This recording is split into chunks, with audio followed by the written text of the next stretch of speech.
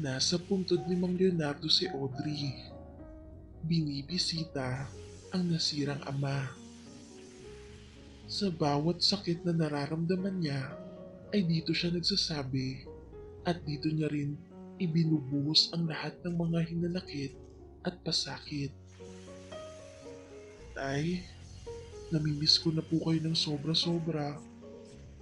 Kung nabubuhay lang sana kayo, alam ko di kami maghihirap ng ganito. Sabi ni Audrey sa puntod ng ama. May sakit ang nanay niyang si Aling Carissa. Kaya ay minabuti niyang tumigil sa pag-aaral ng kolehiyo upang makapaghanap buhay na at para din masuportahan ang pag-aaral ng dalawa niyang nakababatang kapatid na sina Brix at Tanya. Marami siyang pangarap sa buhay. Pangarap hindi lang para sa kanyang sarili kundi pati na rin sa kanyang pamilya. Kasalukuyan siyang naninilbihan bilang kasambahay sa mansyon ng mga Buena Vista. Masyadong matapobre si Doña Hermie. Lagi itong galit sa mga kasambahay. Minsan, nasisigawan at namumura si Audrey. Pakiramdam niya ay isa siyang napakababang uri ng babae. Nanliliit siya. Noong nabubuhay ang tatay niya kahit mahirap sila, ay nakakaraos pa rin sila sa pang-araw-araw na pangangailangan at kahit papano ay nabibili din nila ang gusto nila. Biglaan lang pagkamatay ni Mang Leonardo. Hindi ito nagkasakit at sa araw ng pagtatrabaho niya sa hasyenda ay bigla na lang itong inatake sa puso at hindi na naisalba. Nagdilinis ng mga mamahaling antik na nasa cabinet si Audrey. Seryoso siya. Kaya di niya namalayan ang paglapit ni Eric, anak ng amo niya. Binata at pasaway. Nilagyan nito ng yelo ang dibdib ng dalaga. Napasigaw sa gulat si Audrey at nabitawan niya ang isang antik. Bigla iyong nabasag. Lagot ka kay mama! Panakot ni Eric. Kasalanan niyo yun, sir. Sabi naman ni Audrey. Bakit? Ako bang may hawak nun? Nakangising sabi ni Eric. Bigla namang nakalapit si Doña Hermie sa dalaga at agad nitong binatukan si Audrey. Mas mahal pa yan sa buhay mo, Ineng.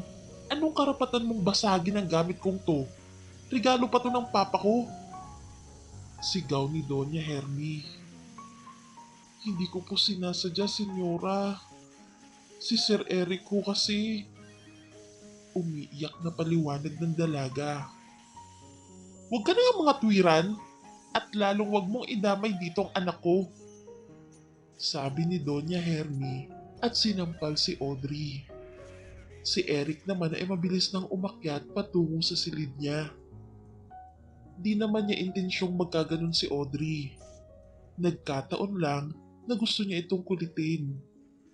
Nahabag tuloy siya sa sinapit nito sa kamay ng kanyang ina. Pwes ngayon, magtrabaho ka ng 6 na buwan na walang sahod. Sabi ng Donya. Pero senyora, alam niyong malaki ang pangangailangan ko at ng pamilya ko. Maawa naman kayo sa akin. Sumamo ni Audrey. Pwes problema mo na yun. Palibhasa, hindi ka nag-iingat, kaya yan ang napapala mo. Ani ng Donya at saka tumalikod na ito. Naiiwang luhaan at nasaktan si Audrey. Paano na kaya niya mabubuhay ang mga kapatid niya? At paano niya kaya mabibili ang mga gamot ni Aling Carissa? Sa labis na sama ng loob, ay minabuti ni Audrey na puntahan ang puntod ng tatay niya at doon ay naglabas ng sama ng loob. Labis pa rin ang pag-iyak niya. Kinabukasan, malungkot na nagtrabaho si Audrey habang iniisip na wala siyang sahod sa loob ng 6 na buwan. Sobrang pagod na siya at dahil hindi pa siya nag-aalmusal ay sobrang nanghihina siya. Nang mapansin iyon ni Eric ay tinawag niya ang dalaga upang saluhan siya nito sa almusal.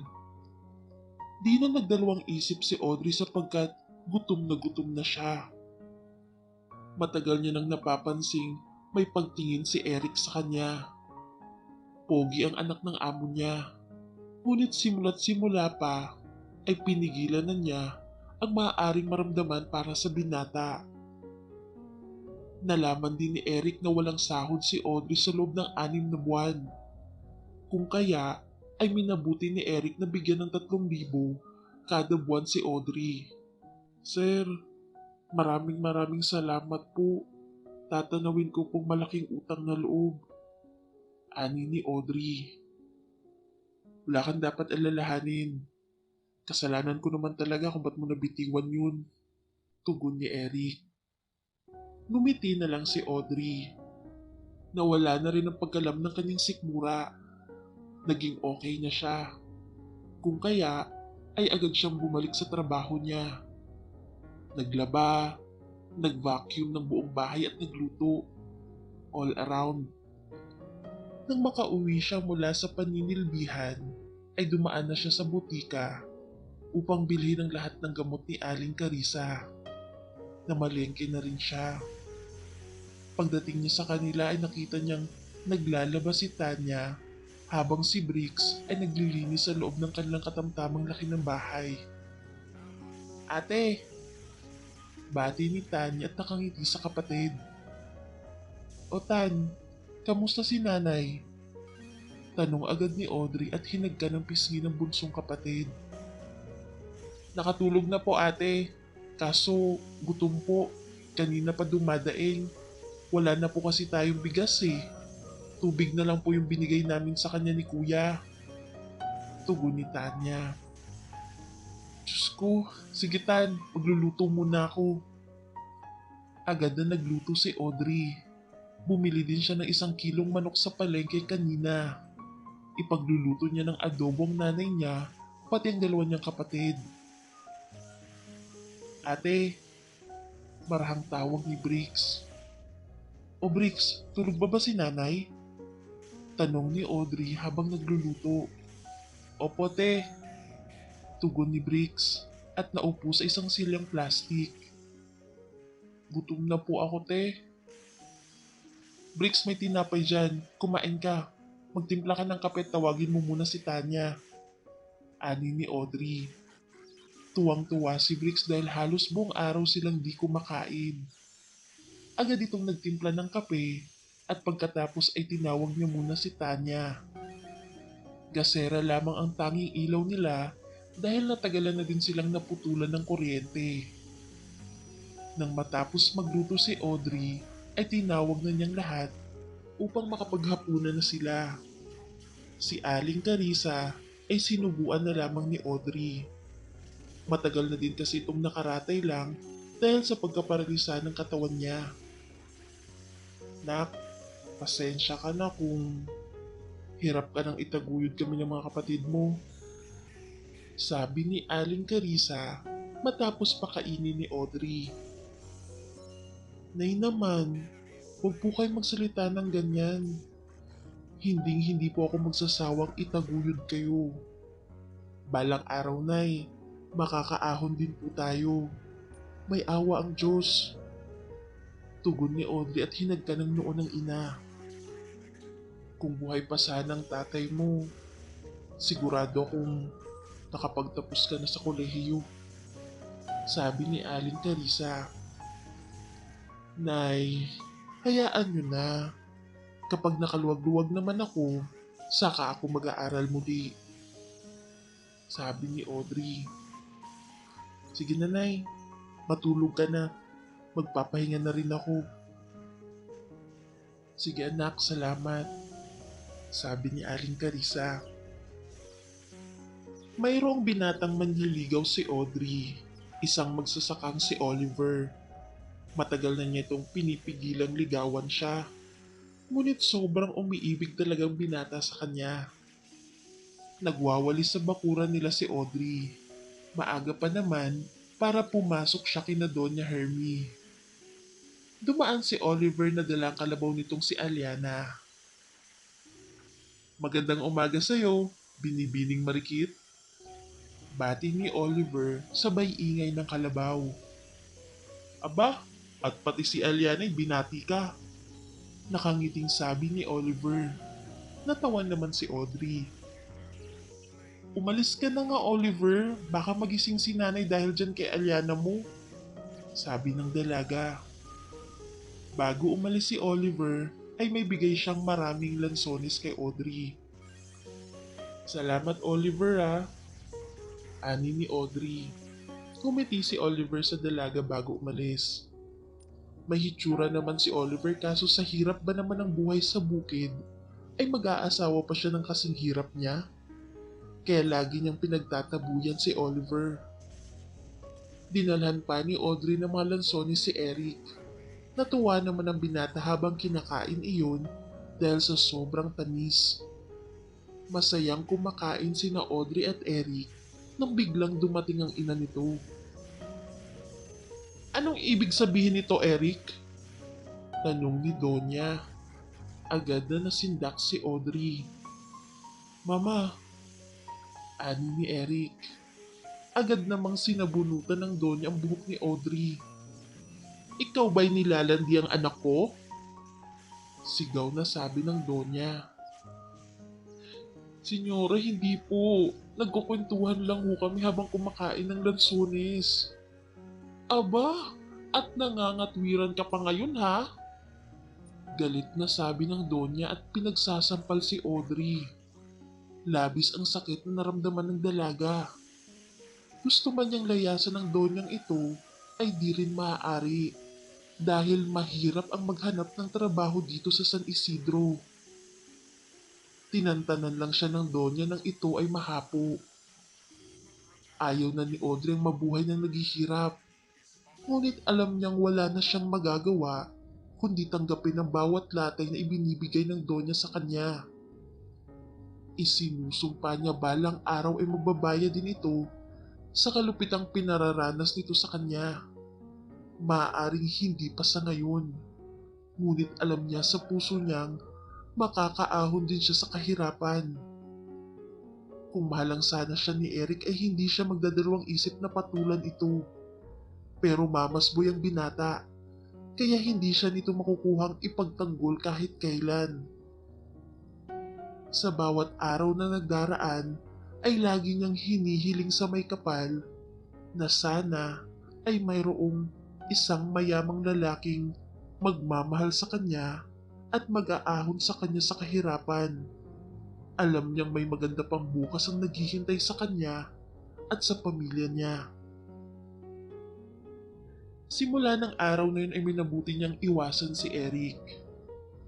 Nakaunawaan naman ng binata pero tumutupad pa rin itong sahuran siya hanggat di pa natatapos ang 6 na buwan. Masyadong maraming niluluto si Audrey sa mansyon ng Buena Vista. Meron daw silang bisitang darating mula sa Maynila. Isang milyonaryo na kaibigang matalik ni Eric, si Warren de la Riva. Puspusan na din ang paglilinis niya sa buong mansyon, lalo na sa guest room na tutuluyan ng bisitang darating. Ang dami niya rin mga labahang nilabhan at dahil nga gusto siyang pahirapan ni Donya, ay hindi nito pinapagamit ang washing machine. Kaya ay nag-handwash ang dalaga. Makakapal pa man din ang mga mattresses at mga comforter, pati ang mga kapal at mahabang kurtina. Halos lagnatin na siya sa kakatrabaho. Ngunit kailangan niyang kumayod para sa pamilya niya. Naghahanda na sina Donya at Eric dahil malapit na sa mansyon nila si Warren. Sobrang linis ng buong mansyon. Naghanda na sa dining table si Audrey. Lahat ng mga espesyal na pagkain ay naroon na. Naglabas din siya ng special wine mula sa minibar ng mag-ina. Nagulat si Audrey nang makita niya si Warren habang papasok sa dining room. Napakagwapo pala nito at ang ganda ng hubog ng pangangatawan, matangkad at maputi. Halatang ang mula sa angka ng mayaman. Diyos ko, sana siya ng katuparan ng mga pangarap ko. Sana magiging Cinderella ako kahit ngayon lang. Piping dasal ng dalaga. Nakaupo na sa dining table ang tatlo. Nag-uusap, nagkakamustahan. Sinalina ng orange juice sa pitcher ang mga baso ni na Doña Hermie at Eric. At dahil kinakabahan si Audrey, ay natapon ang juice sa basong isinalin niya kay Warren. Saglit na nagulat si Warren. Nanlaki ang mga mata ni Doña Hermie at natakot naman si Eric. Sorry po sir, sabi ni Audrey. Itinaas ni Warren ang isang kamay. Okay lang, never mind. Nakangiting sabi ni Warren.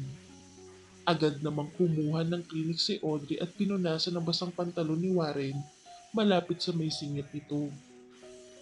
Lihim na natuwa si Warren nang maramdamang nag-response ang pagkalalaki niya dahil sa pagpunas ng dalaga.